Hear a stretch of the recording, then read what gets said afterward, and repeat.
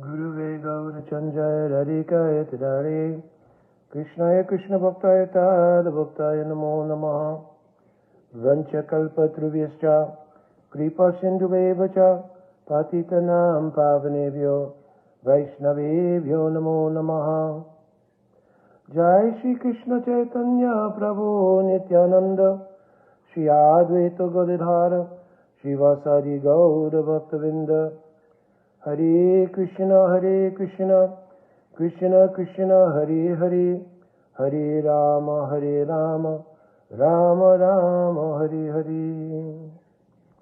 My Dandavat Pranam devotees. So this is in line with my regular questions and answers class. But this is a little unique in that it arose from, by the way, I did respond to the devotees who wrote in Messenger other subject matters. I did respond to most of them.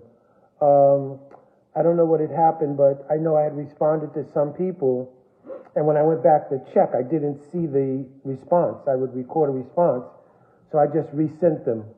So for those who had asked questions via Messenger, I did check yesterday and made sure the responses had gone out and so forth and so on.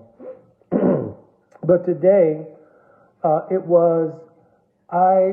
listened to various classes from various places, and I've had the good fortune to hear some of the classes that come on the Gita Nagari morning Bhagavatam class, which is at 7 a.m.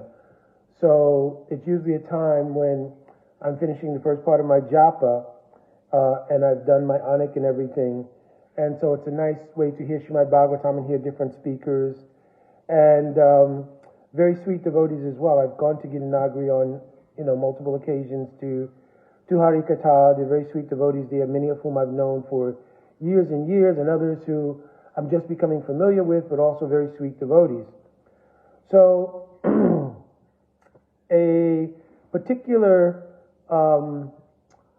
topic had come up in the course of discussions after a class, maybe 3 days ago. I cannot remember the exact date now. But in the course of that discussion, I had brought up a point about the establishment of the Krishna Balaram Mandir in Vrindavan, and how one of the reasons that Srila Prabhupada established that particular temple there was a number of reasons Srila Prabhupada has given, and I've spoken about them in different videos at different times. Like, he wanted that there was no really prominent Krishna Balaram temple in Vrindavan. There's actually Dauji and there's other temples of Baladev, but not a very prominent temple like that.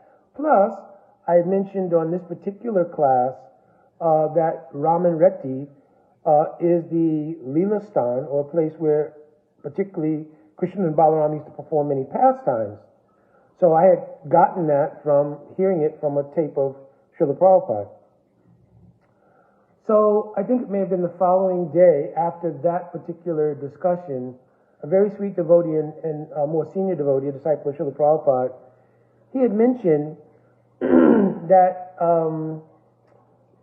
actually also one of the reasons that Srila Prabhupada had established Krishna Balaram Mandir in Vrindavan was not only because it was a Leela Stan of Krishna and Balaram, but in fact to sort of subdue the idea that Madhurya Ras was the prominent thing. I'm paraphrasing here because he used particular wording, that to diffuse the idea perhaps that Madhurya Rasa was the most prominent thing in our line, and because many devotees, again I'm paraphrasing, have the idea that Madhurya Ras is superior to the other rasas, and so Srila Prabhupada wanted to, by establishing Krishna Balaram, diffuse that idea and give the understanding that the rasas were all kind of on equal footing, and so forth. So I thought it was important to respond, but I have not had time. We have Sadhu who's visiting, and just my own schedule's been busy. I'm still getting over having been ill a little bit previously. So just, everything compiling. Also, my travel for preaching is coming up. So it's just a lot. So I wasn't able to really get back and respond. And I also didn't think it was absolutely necessary to immediately respond, but I would rather have taken the time, like I did, to gather the Sastrik Praman for some of the things that I'm about to speak, and to offer them. And also, I could not find that particular statement of Srila Prabhupada that he had done the installation of Krishna Balaram or established Krishna Balaram temple, not only in Vrindavan, but also he'd given that order in Bhubaneswar to, I guess, Srila Gogovind Maharaj. And then I think other temples have also, like here in our Alachua temple, is called Raman Reti, New Raman Reti, and they have the deities of Sri Krishna and Balaram there. So I don't think that there was any kind of aversion, certainly to, even though I think Srila Prabhupada may have only given those two, there was no aversion to devotees, I guess, establishing the deity of Krishna Balaram, as it still was very much in line with the teachings of Sriman Mahaprabhu, in the sense that it still deals with Braj Leela, etc., etc. So, but anyway, I could not find the statement that it was in particular to sort of balance out the rasas or to diffuse the idea of Madhurya rasa being in a special, unique, or superior position. So first, I think it's important to establish that when it comes to rasa tattva, some maturation is required, because if there's no actual understanding of rasa tattva, then there is the possibility that devotees can misconstrue what is an individual person's rasa for a kind of group dynamic or individual mundane sentiment that therefore could enter the arena of being competitive with each other. But actually, all of the rasas are expressions of prema, and prema is an absolute reality. Therefore, in Brihad Bhagavatamrita of Srila Sanatana Goswami Pad, he's mentioned Upasana Anusarena Date Bhagavan Hi Phalam, that Krishna himself is awarding the fruit of the particular upasana, means the practice that we've done. So practice is called sadhana. The word sadhana is inextricably linked to the word sadhya, which means a goal. There's no such thing as doing a sadhana that does not have a goal. So the real meaning of the word sadhana is inclusive automatically of the word sadhya. So in our particular line, the sadhya of our practice in this particular body is to obtain bhav. That bhav is the realization of a particular identity in relation to Sri Krishna. You understand?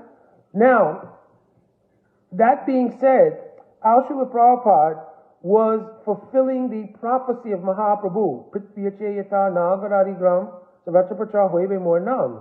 that Harinam and its conceptions of Harinam would be spread to every town and village. In the course of spreading that Nam, such a wide net was cast that it enveloped and caught many personalities.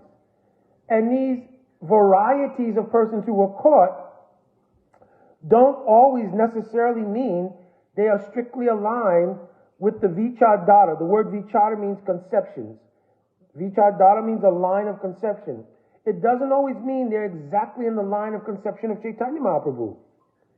There are some devotees who came to Srila Prabhupada's mission who realized later on they had a very deep attraction for Sri Sampradaya and for the nature of service in Vaikuntha, and acted on that and actually went and made alliance with Sri Sampradaya, etc., etc. There are many persons who came to Srila Prabhupada's mission who grew up or had very deep attraction to Sri Ramachandra Bhagwan, and really even in Juhu in Bombay, because there's such a large amount of people dedicated to Lord Ram, Srila Prabhupada established the deity of Sitaram, Lakshman Hanuman. And there's other temples where he had done that as well. Especially in the Indian community where there's a very large population of people dedicated to Lord Ram, still it assisted and helped the mission. But the Vichardhara of Sriman Mahaprabhu is very specific. The teachings that have come down in that line are very specific. And Srila Prabhupada's essential teaching in all of his writings, in all of his lectures primarily, was giving the Vichardhara of Sri Chaitanya Mahaprabhu. And what is that Vichardhara? That the ultimate goal of life is service to Sri Radha Krishna Yugal. Mahaprabhu it's told in Chaitanya Charitamrita by Krishnadas Kaviraj Goswami, Prema Rasa Niryas Karite Ashwadam, Rag Marg Bhakti Lok Karite Pracharan. Mahaprabhu's appearance confidentially was for the reason of tasting Prem Ras Niryas. Prem Ras Niryas means the exclusive mood of Srimati Radharani. He came to taste that himself personally, and he came to distribute the mood that is in Braj called Rag Atmik Bhakti. But he's not distributing Rag Atmik Bhakti, he's teaching the path of following those who are Ragatmik. The word Rag means to have spontaneous and deep attraction in a particular mood of intimacy towards Krishna. Whether it's Vatsalya Rasa, Sakya Rasa, or Madhurya Rasa, etc. But Madhurya Rasa, I'm going to come to that because there's very deep specialities as far as that's concerned. But he came to teach how to follow those who are Ragatmik. In other words, those eternal associates in Vrindavan, whom in maturation a devotee develops a particular attraction to that mood. In maturation is a key term here, right? Develops attraction to that mood, right? Mahaprabhu came to teach the path of Rag Marg. Rag Marg means Raganuga Bhakti. You understand? Now, obviously the question arises, well, how does Vaidhi Bhakti fit with that? So, first understand what the word Vaidhi is. Vaidhi or Vidhi means rules that guide a practice. So the rules which are mentioned in Shastra, Guru Parashraya, Tata Diksha Shikshari, Vishrambena Guru Seva, what to do, what not to do, all these things are written in Shastra and they are called Vidhi. They are the guidelines and principles by which we practice Bhakti in any way, form, or fashion, whether it is exclusively Vaidhi Bhakti, which is dedicated to the attainment of Vaikuntha, or whether it is Raganuga Bhakti, whose goal or objective is to obtain a particular kind of service in the wake of the moods of one of the eternal associates in Sri Vrindavan Dham. So, vidhis are related to both sides of the practice. Somehow or another, there's also probably in maturity an idea that Raganuga means beyond rules and regulations. But it's mentioned, Shravanam Kirtanandani, Vaidhi Bhakti Sudanti too. Vaidhi Bhakti is both in Vaidhi Bhakti and it's also their vidhis in Ragmarg. It's not that in Ragmarg you don't have to chant, you don't follow Ekadasi, you don't go to Mangalarti, there's no such thing. Understand? So first of all, clarity has to be there. What is the difference? So in Chaitanya Charitamrita, for instance, Srila Krishnadas Kaviraj Goswami again mentions Sakale Jagate More Vaidhi Bhakti Brajabha Vaiti Nahi Shakti. That by practicing Vaidhi Bhakti as the means which is used to obtain Vaikuntha, that same understanding of Vaidhi Bhakti, that cannot avail one to the moods of the eternal associates of Vrindavan. Brajabha Paiti Shakti. What's the verse? Sakale Jagate More Vaidhi Bhakti Brajabha Paiti Nahi Shakti. You cannot obtain that kind of mood like Madhya Shodam, like Subhal Shridham, like Rup Manjari, etc. You cannot attain those kind of moods through the strict practice of Vaidhi Bhakti. So let me explain, according to Rupa Goswami's definitions, what is Vaidhi Bhakti. Actually, Vishwanath Chakravarti Thakur, he's also echoed it in Bhakti Rasamrita Sindhu. But Vaidhi Bhakti, Shravanam Kirtanandani, Sastra Sashana Bhayena. So, by practicing the angas of bhakti like Shravan, Kirtan, etc., out of fear of sastric rules and regulations. So what is this Sastra Sashana Bhayena? Sashana means to punish. Bhayena means fear of being punished by Sastra. What fear of being punished how is implicated in the practice of Vaidhi Bhakti? One, according to sastric injunction, if I don't perform certain activities, I will have to suffer the karmic repercussions of the adamic practice. That is for everyone though. Secondly, sastra sashanabayana means to be punished by not obtaining my goal, which in Vaidhi Bhakti exclusively is Vaikuntha. So that's the meaning of sastra sashanabayana. Fear of not obtaining the goal of Vaikuntha, or fear of being adharmic. What about in Raga Nuga Bhakti? Shravanam Kirtanandani, Vrajinda Nanda Shah, Seva Prapti Lobhena. In Bhakti Rasmila Sindhu Bindu Vishwanath Chakravarti Thakur, he's mentioned, when one has a load of greed to obtain the service of the son of Nanda Maharaj, that is Raganuga Bhakti, because Srila Krishnadas Kaviraj Goswami has already mentioned that mood can't be obtained by the strict practice of Vaidhi Bhakti. So hopefully there's clarity of the two ideals of what Vaidhi versus Raganuga is, and the fact that Vidhi, the word Vidhi or Vaidhi, mean rules and regulations, still have standing in both paths. It's not that one path is void of rules and regulations and the other one has it. No, they both have rules and regulations. It's that where the goal, what is the aspiration of the practitioner, is the determining factor in whether or not the rules and regulations are applied to try to obtain service to Krishna, which the basis of that is greed. It is not sastra sashanabayana. It is not fear of sastric punishment. It is the greed to obtain the service of Krishna. You understand?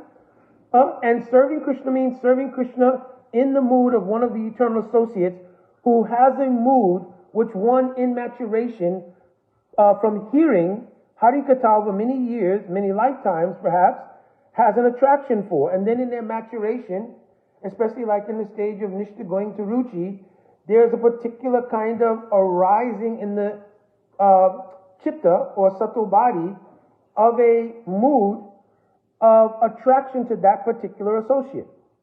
Understand? So this is, I'm giving these things as a sort of prerequisite to what the actual question and answer session here is about. Because if we don't understand those things, it becomes very difficult to understand how Srila Prabhupada's emphasis, in fact, was overall on the service of Radha and Krishna, which means Madhurya Rasa. Now, I'm going to directly read from Chaitanya Charitamrita so we have some perspective, having understood a little bit at least, what is Vaidhi Bhakti, what is Raganuga Bhakti, what is the difference, the fact that both of them do still maintain the practice of Vidhi. There's no such thing as practicing anything and you don't have to follow any kind of rules and regulations. So I don't know where that generated from.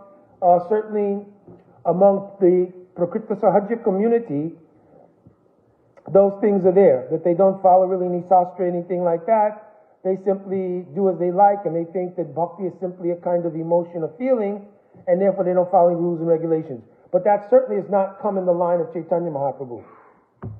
Right? So reading from Adi Leela chapter 4. I would suggest reading the whole chapter. There's so many wonderful things in Adi Leela chapter 4, as well as Madhya Leela chapter 8, Ramananda Samvad, obviously Rupa Siksha, Sanatan Siksha, right? So many things in Chaitanya Charitamrita as a whole. But to our point here, in Adi Leela 4:42, he mentions, 4 kinds of devotees are the receptacles of 4 kinds of mellows in love of God, namely servitude, friendship, parental affection, and conjugal love. So he's speaking about the fact that when Mahaprabhu came, he came and all of those moods, they were nourished by the appearance of Mahaprabhu. They were nourished by the appearance of Mahaprabhu. So it wasn't that when Mahaprabhu came, there was no other moods. He says, Chari Bhakti Ras.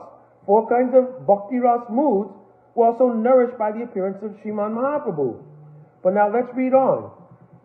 Each kind of devotee feels that his sentiment or her sentiment is the most excellent, and thus in that mood he tastes great happiness with Lord Krishna. So here's the clarity between these particular moods being transcendental as opposed to material. Because everything in the material arena is relative. And therefore one can say, well, this is better, that is better. But in the spiritual paradigm, when a person realizes their particular sentiment towards Krishna, they feel completely nourished. Again, in Brihad Bhagavatamrita, Sanatana Goswami Pad, in the last two lines of the verse I mentioned earlier, what is it? Upasana anusarena date bhagavan hi phalam na paritoshat syat. Na paritoshat. Paritosha means full satisfaction. Tosha means satisfaction. So having full satisfaction. Na paritoshat syat. Don't think that at any time a person, according to whatever mood they have, they're not feeling full satisfaction. Whatever mood that they have, they're fully satisfied in that mood. And from the perspective of even Madhurya Rasa, the essential service to Radha and Krishna, how could there be any ulas, means like excitement, or chamatkar, means like wonder in the Leela of Radha and Krishna, if they have no friends, no parents, no Vrindavan, no Jamuna? So every Ras is fully satisfying to the person in that Ras, and they're all supportive of the love of Radha and Krishna. So let's read on. This is all Chaitanya Charitamrita, and I would suggest you can go on reading. I'm giving the sequence here. Adi Leela 4:42, then 43, now 44. And I'm going to go ahead and read the Bengali here, because if it'll pull up, yes it did. But it says, Tatashta hoiya mone vichayari kari shabarasa hoite shringare adhika madhuri. But if we compare the sentiments in an impartial mood, so it means if you were to look objectively at the four main rasas, because Santaras is really, actually in Braj, three rasas are prominent. Because even though in Tattva, means just if you're looking at things from a philosophical point of view, there are 5 primary rasas, 7 secondary rasas. So included in those 5 primary rasas is Shantarasa. But in Braj, the trees, the stones, the dust of Vrindavan, all have the consciousness of serving Krishna in various moods. So the trees do not feel themselves in Santarasa. If you read the definition of Santarasa, it has the feature of being neutrally admiring. But the trees in Vrindavan are not just neutrally admiring. They actually, when Krishna comes, they blossom their leaves to give shade, like a friend. You understand? The dust of Vrindavan, it's mentioned that the dust captures the footprint wherever Krishna steps, and then protects that footprint to give udipan or stimulus to Krishna's cowherd boyfriends or to gopis or others who may come and see it. So nothing functions there like Santaras. And Dasarasa, technically speaking, is there because Patak Ratra means the servants that are in the house of Nanda Maharaj are present. But those servants really are maintained by Nanda Maharaj, because in Krishna Lila, how can Krishna maintain any servants? What facility does he have to maintain any servants? He himself is being maintained by Nanda Maharaj and Yashoda. So in function of Leela, these moods are not really there. In function, they are transformed into various kinds of primary functions of friendship or parental mood, like the elder cows in Vrindavan, right? They see Krishna like a son. Just like you know, during the Brahma Vimohan Leela, it mentions one of the phenomena that Sri Baladevji observed was that even though the cows had new calves, when they saw Krishna at the bottom of the hill, they began running towards Krishna. You understand? So, they saw Krishna in the form of their calves, which were older calves, but now they were running towards him. And Baladev had this epiphany, wow, something strange is going on here, because cows always bond to the new calf. You understand? So, in other words, my point being that in Braj, these moods take on very sweet nuances, and that is called Rasa Gata Vichar. So there's Tattva Gata Vichar, what's the philosophical basis of things? Then there's Rasa Gata Vichar, how does that play out actually in Krishna Lila? So he's saying, from a neutral disposition, from a neutral disposition, it is seen that when we examine everything, that Sringara Ras is superior. So then he goes on to explain why. This is from a neutral position. So what does that mean? That means if we just not looking at maybe our own particular aspiration, right? If a devotee is mature to that point, but looking just from a neutral point of view, right? Just from a neutral point of view, then it's considered that Madhurya Rasa is superior. This superiority is not mundane inferiority, superiority, and that's important because these are transcendent emotions. They're not material emotions. So the metric that we use in the material world, what is good, bad, better, best, isn't applicable here. This is a transcendental comparison. For those, if you looked in a neutral point of view, I'm going to actually read what Srila Krishnadas Kaviraj Goswami is saying here. Increasing love is experienced in various tastes, one above the other. But that love which has the highest taste in the gradual succession of desire manifests itself in the form of Madhurya Rasa or conjugal love. So these are the statements of Srila Krishnadas Kaviraj Goswami, and our Srila Prabhupada would not have deviated from these philosophical conclusions. Where Srila Prabhupada may have wanted to arrest, check, or diffuse premature sort of mundane evaluations, that's one thing. But still I've not found, and I'm going to read from Srila Prabhupada's perspective on Krishna Balaram Mandir and why he established it, I've not found that as one of the definitions of why he established Krishna Balaram Mandir. But certainly we know that Srila Prabhupada has checked, diffused, and put in perspective the transcendental nature of these things and warned and put notice to devotees not to try to make things mundane. So that is completely different from the idea of establishing Krishna Balaram Mandir. This is my point. I have not seen it. It very well could be. I just, in all of the things and quotes I've seen on the Vani quotes, everything else in the Veda base, I've not found that. Now, maybe it was a class or something, and I certainly would avail myself if somebody could find that and post it in the comment section so I could see it.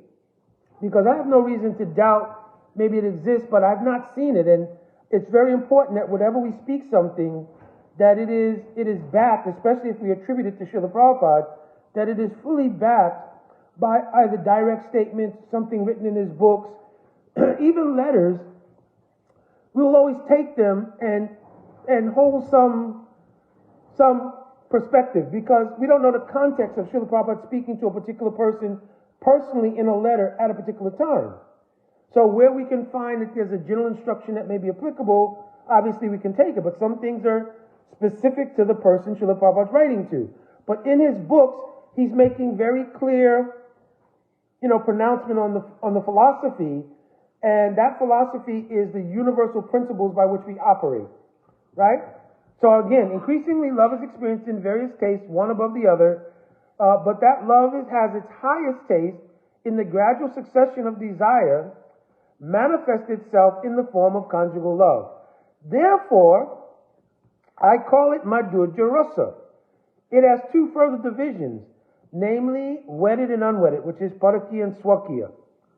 There is a great increase in the mellow in the unwedded conjugal mood. Where do we find the unwedded conjugal mood? Such love is found nowhere but in Braj. So these are the statements of Chaitanya Mahaprabhu inspired in the heart of Krishnadas Kaviraj Goswami. This mood is unbounded in the damsels of Braj, but among them it finds its perfection in Sri Radha. Ladini Sara Prem, Prem Sara Bhav, Bhav Paramakostana Mahabhav, Mahabhav Sarupini Sri Radha Thakurani. So that slok that I'm just quoting now explains the entire growth of what is love of God. The essence of love of God is the Ladini Vritti. Ladini Vritti means the bliss-giving potency, what gives Krishna happiness. Ladini Sara Prem, the essence of love is this Ladini Vritti. Prem Sarabhav. That prem is a bhav, it's a mood. The Parakasta means the highest form of that mood. Parakasta Marg is called Mahabhav. Right? All these things are written in the writings of our acharyas. Right? In Ujjalin Mani, especially, all these things are there. In fact, speaking to the point, even after Srila Rupa Goswami Pad wrote all of Bhakti Rasamrita Sindhu, in the final chapters he mentions what is Madhurya Rasa, but then he writes an entire book dedicated strictly to what is Madhurya Rasa for Ujjala Nilamani. Now, some devotees may think, well, Mukunda, we should just find everything in Srila Prabhupada's books. In Srila Prabhupada's books, he's directly quoted, and I'll put that in the comment section here, that some false devotees think it unadvisable to read the books of the previous acharyas. Then he mentions in that same purport, it's for want of zeal of reading these books that they do not find, paraphrasing here, completion or fruition in their bhakti. So I will put that quote and where it is in the comments as well. Right? Because until we start to really understand some of these things, it is very difficult to practice bhakti in an actual deep way.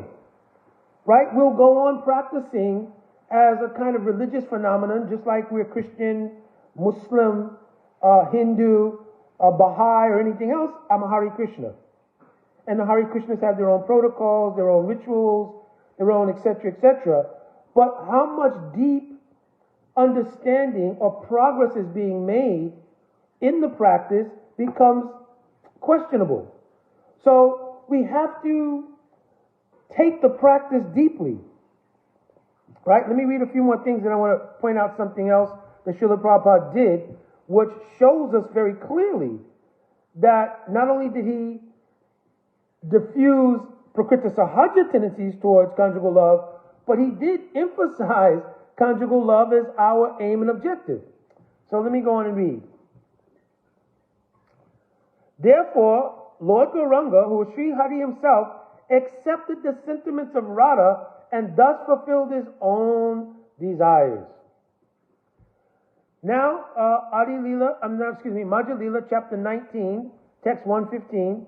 Sri Chaitanya Mahaprabhu taught Rupa Goswami the ultimate limit of truth about Lord Krishna, the truth about devotional service, and the truth about transcendental mellows or rasa, culminating in conjugal love between Radha and Krishna.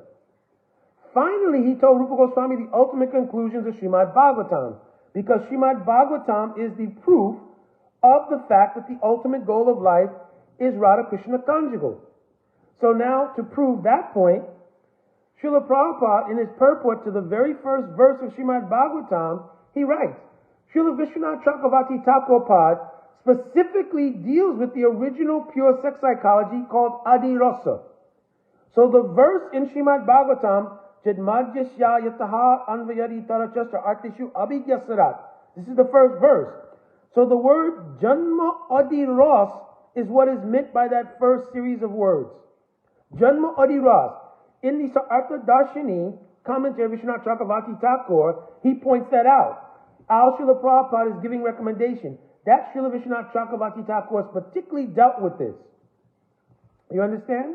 And then Srila Prabhupada goes on to make clarification that this Adi Ras is devoid of all mundane inebriety. The whole material creation is moving under the principle of sex life. In modern civilization, sex life is the focal point of all activities. Wherever one turns his face, he sees sex life predominant. Therefore, sex life is not unreal. Its reality is experienced, however, in the spiritual world, free from any material contamination. The material sex life is a perverted reflection of the original fact. So Srila Prabhupada is dealing very clearly, even in the first purport, with the idea of what is Adi Rasa.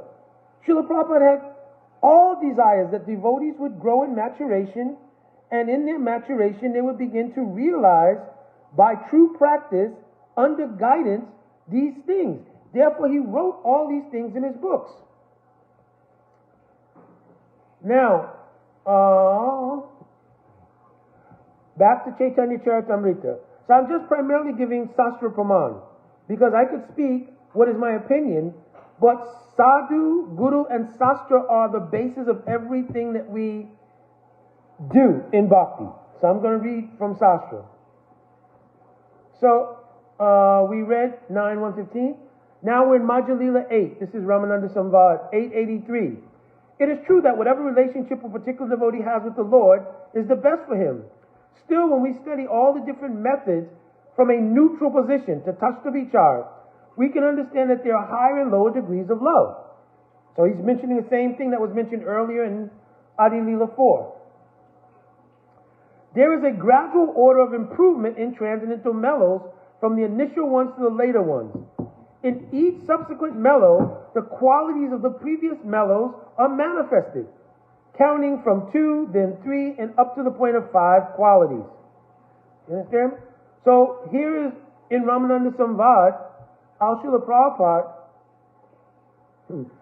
and Krishna's Kaviraj Goswami here pointing out how the different rasas work. So for instance, in Santaras, there's Krishna Nishta. There's fixed absorption in admiration towards Krishna. Right? In Dasharas, there's Krishna Nishta, but there's also Seva Abhilas, the desire to serve. You understand? Which gives rise to Mamata. In Sakya Rasa, there's the first two things, but there's also Vishramba, or intimacy. You understand? And then in Vatsalya Prem, there's all the preceding things, Vishramba included, but there's Palan and Posan. Palan and Posan are protecting and nourishing, because one feels Krishna is like my child. In Madhurya Ras, all of the preceding things are there, and Nija Anga Sevan, the ability to offer your entire body to Krishna in intimate service. You understand? In a conjugal way. So everything is present there also in Madhurya Rasa. Its function is exclusive to Madhurya Rasa, but the point is being made here by Krishna's Kaviraj Goswami, how the rasas from a neutral position are analyzed. As the qualities increase, so the taste also increases in each and every mellow. Therefore, the qualities found in Santa Rasa, Dasya Rasa, Sakya Rasa, and Vatsalya Rasa are all manifested in Madhurya Rasa. These are the statements of Sastra. The qualities in the material elements, sky, air, fire, water, and earth, increase one after another by a gradual process, 1, 2, and 3, and at the last stage, the element earth, all 5 qualities are present. So basically what he's saying is that of the 5 elements, the earth contains all of them. So sky, air, water, fire, they're all contained in earth. So he's given an analogy to point out how in Madhurya Rasa it's the same. All of the qualities of the preceding rasas are present in Madhurya Rasa. 888. Complete attainment of the lotus feet of Lord Krishna is made possible by love of Godhead, specifically Madhurya Rasa or conjugal love. Lord Krishna indeed is captivated by this standard of love. This is stated in Srimad Bhagavatam. So then he quotes a very, very famous verse which was spoken by Krishna to the gopis. Mai bhakti bhutanam amritavya kalpate disyat yat ashin mat sneha avattinam mat apanaha. He tells that you've gained me by the nature of this love. The potency of your love itself has been the means by which I've become attracted to you. Then, of course, he tells where I can reciprocate with everyone else. But he tells the gopis, Na pareham nirvajya samyudam swaswarukrityam vibhudo yashrapivar yamajan durjaya geha shrinkala samvischa.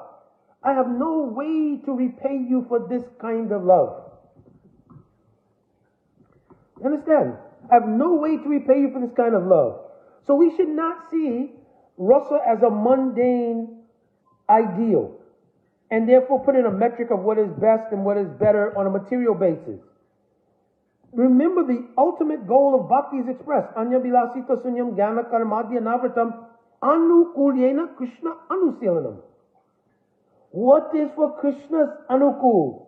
Krishna's happiness. Happiness is not the ideal word here because I don't have time now, but there's very deep meaning to anukul, right? But everything for Krishna's pleasure. And if Krishna himself has derived the most pleasure from the reciprocation of the love of Srimati Radharani by his own admission, Radhika ra Prem, Ami Guru Sishyanat. Radhika's love is like my Guru. Krishna himself comes in the form of Mahaprabhu to taste what is the love of Radhika. No question that the ideal in the Vichardhara line of conception of Mahaprabhu is Madhurya Rasa. Does that mean everybody's in Madhurya Rasa? No, it does not. And nobody is forced to feel inferior or superior based on the nature of what in their maturation unfolds. Because it's all about Krishna, it's not about us. And therefore I earlier read how every single devotee is completely and fully absorbed and satisfied in whatever particular mood develops in their maturation. I don't have time here to describe how moods are developed and so forth and so on. That's a whole different kind of class. But, as one final point before I get to Srila Prabhupada's discussions on Krishna Balaram Mandir, I want to read to you the line of Al Parampara coming from Chaitanya Mahaprabhu. Obviously, you can go back to Krishna and trace it down through the whole line, coming from Brahma to Nard to Vyasa, etc. But from Mahaprabhu coming down, because it's from Mahaprabhu, because without Mahaprabhu, nobody can obtain the moods of Braj. In fact, we're going to read, this is one of the main reasons Srila Prabhupada established Krishna Balaram Mandir. Rajendranandan se, Sachi Sutta Hoilo se, Balaram Hoilo Nitai. He established to prove that that same Krishna and Balaram, which all the Brijabasis admire, is actually Gaur Nitai.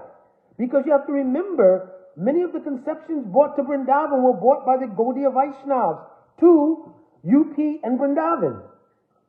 You understand? So by establishing Gaur Nitai, Krishna Balaram, and Radhasham Sundar, Srila Prabhupada made a complete synthesis of the teachings of Mahaprabhu. You can't obtain Braj without Gaur Nitai. That Krishna Balaram which you admire here in this Braj is non-different from Gaur Nitai. And from that Gaur Nitai, you can attain the service of Radhasham Sundar.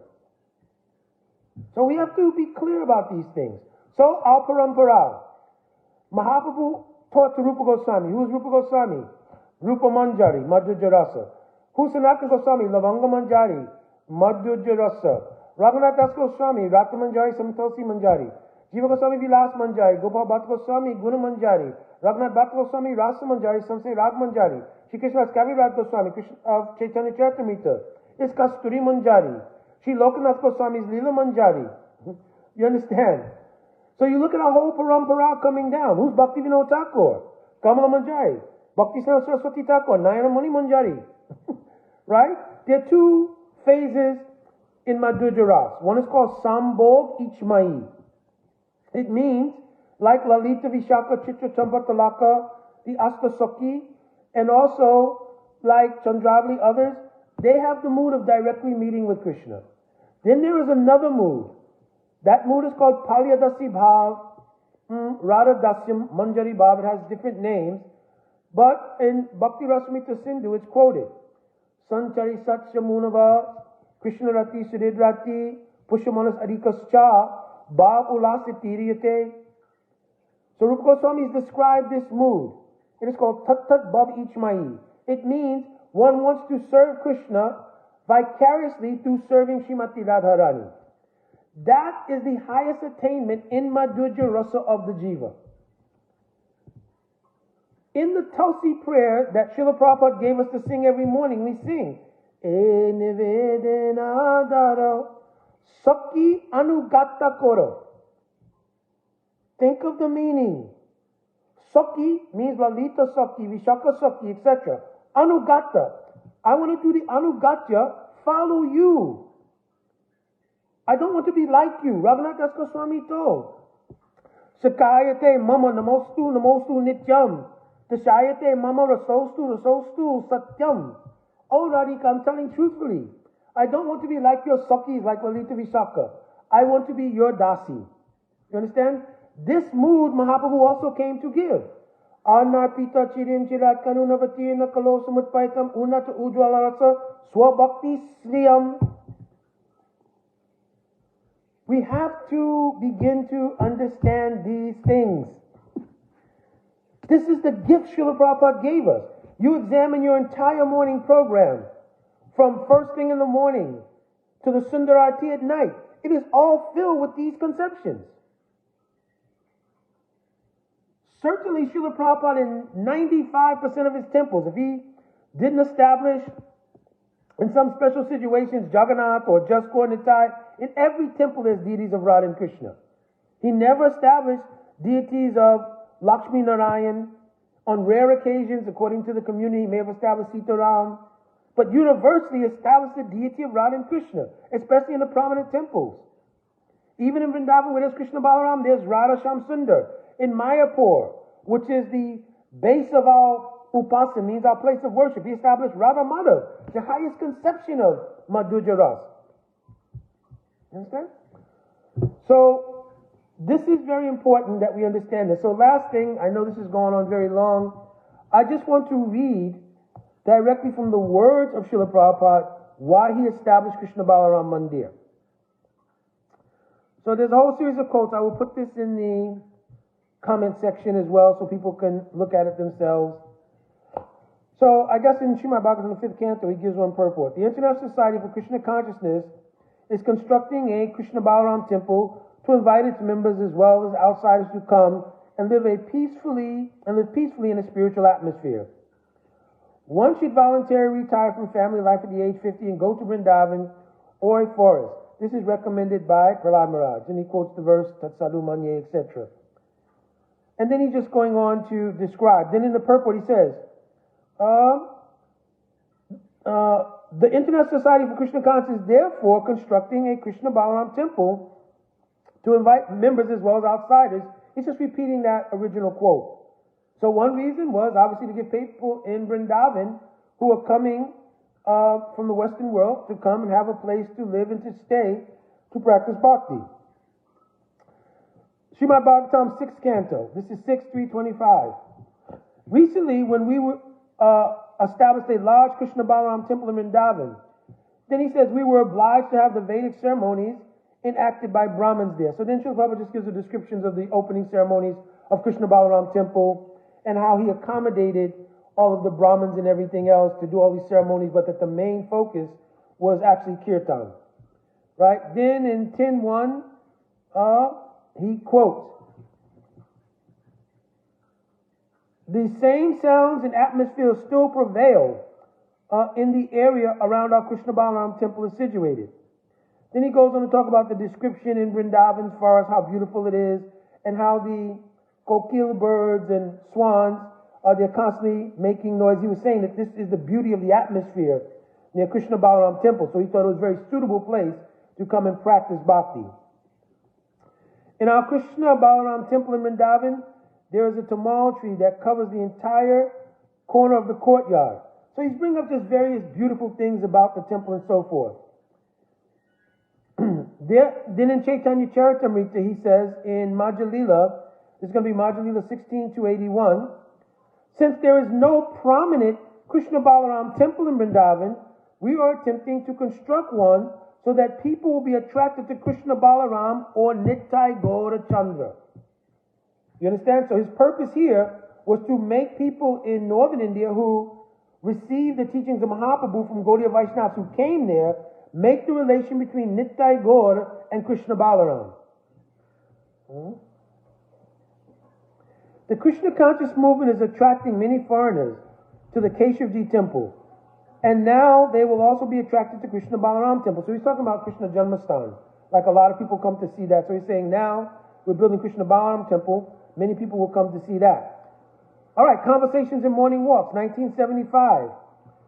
So then he says, so I tried to draw a picture of the Krishna Balaram Mandir. And he's having a conversation.